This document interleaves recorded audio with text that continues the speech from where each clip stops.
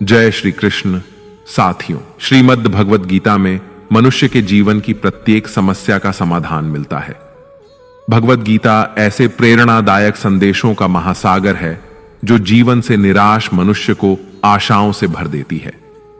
मित्रों, मुझे पूरा विश्वास है कि इस वीडियो को पूरा अंत तक देखने और शांत मन से इसकी बातों को सुनने और समझने के बाद न केवल आपके मन को असीम शांति का अनुभव होगा, बल्कि आपके विचारों में और जीवन में भी बहुत ही सकारात्मक बदलाव अवश्य आएंगे। मैं यह गारंटी के साथ कह सकता हूं कि जो कोई भी इस गीता सार को पूरा अंत तक सुनेगा और इसके ज्ञान को अपने जीवन में उतारेगा, उसे अपनी हर समस्या का, हर परेशानी का समाधान अवश्य मिलेगा। उसे वह सब कुछ मिलेगा जो वह पाना चाहता है। इसलिए इस भगवद गीता सार को आप हर रोज सुबह और रात में सोने से पहले अवश्य सुने। दोस्तों, श्रीमद् भगवद गीता में भगवान श्री कृष्ण कहते हैं, जो भी मनुष्य श्रद्धा से युक्त होकर और दोषों से रहित होकर इस गीता शास्त्र का अध्ययन, श्रवण और मनन करता है, वह सभी पापों से मुक्त होकर मेरे परम धाम को प्राप्त होता है। साथियों, इसीलिए कहा भी जाता है कि जिस घर में भी श्रीमद् भगवद गीता का पाठ हर रोज पढ़ा और सुना जाता है, उस घर में कभी कोई संकट या परेशानी नहीं आती। भगवान श्री कृष्ण की कृपा और आशीर्वाद हमेशा उस घर पर बना रहता है और जीवन सुख, संपत्ति, धन, वैभव और आनंद से परिपूर्ण हो जाता है। मित्रों, कुरुक्षेत्र की युद्ध भूमि में हुए महाभारत के भीषण युद्ध के प्रारंभ में ही अर्जुन युद्ध भूमि में अपने चारों तरफ युद्ध की इच्छा से आए हुए अपने परिजनों, भाई बंधुओं और गुरुजनों को देखकर घबरा जाता है, निराश और हताश हो जाता है और बहुत ही दुखी होकर वह श्री कृष्ण के समक्ष अपने दुख और दुविधा को प्रकट करता है। अर्जुन कहता है, हे केशव, मैं कैसे यह युद्ध कर सकता हूं?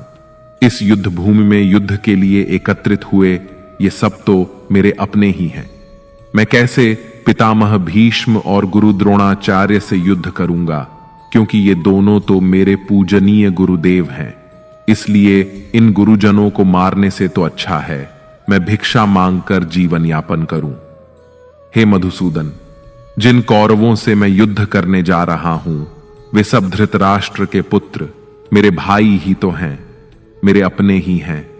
इन सबको मारने से तो अच्छा है कि मैं सन्यासी बन जाऊं। अगर यह युद्ध हुआ तो करोड़ों लोग मारे जाएंगे। जो सैनिक और योद्धा इस युद्ध में मारे जाएंगे, उनकी स्त्रियों का क्या होगा? नहीं कृष्ण, मैं यह युद्ध नहीं कर सकता। अपने ही कुल का विनाश करके मैं कैसे सुखी हो सकता हूं? हे कृष्ण, मुझे कुछ समझ नहीं आ रहा है।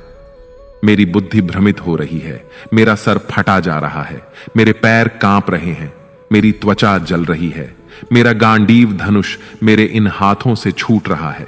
हे कृष्ण, मेरा मार्गदर्शन करो, मुझे ज्ञान दो, मुझे बताओ कि मैं क्या करूं। अर्जुन की इस दयनीय अवस्था को देखकर भगवान श्री कृष्ण ने श्रीमद् भगवद गीता का वो दिव्य और अलौकिक ज्ञान अर्जुन को दिया, जो न केवल अर्जुन के लिए बल्कि हजारों वर्षों से संपूर्ण मानव जाति के लिए और आज के आधुनिक युग में भी प्रत्येक मनुष्य के लिए मार्गदर्शक बना हुआ है। श्रीमद् भगवद गीता एकमात्र ऐसा ग्रंथ है जो मनुष्य को जीने का सही तरीका बताती है। भगवद गीता जीवन में धर्म, कर्म और प्रेम का पाठ पढ़ाती है। इसलिए हमें नित्य प्रतिदिन श्रीमद् भगवद गीता का अध्ययन अवश्य करना चाहिए। अर्जुन की दुविधा और संशय को देखकर भगवान श्री कृष्ण ने अर्जुन से कहा, हे अर्जुन, तू बड़ी बड़ी ज्ञानियों सी बातें करता है, लेकिन जो सच में ज्ञानी होता है वह इस तरह दुख और शोक नहीं करता है।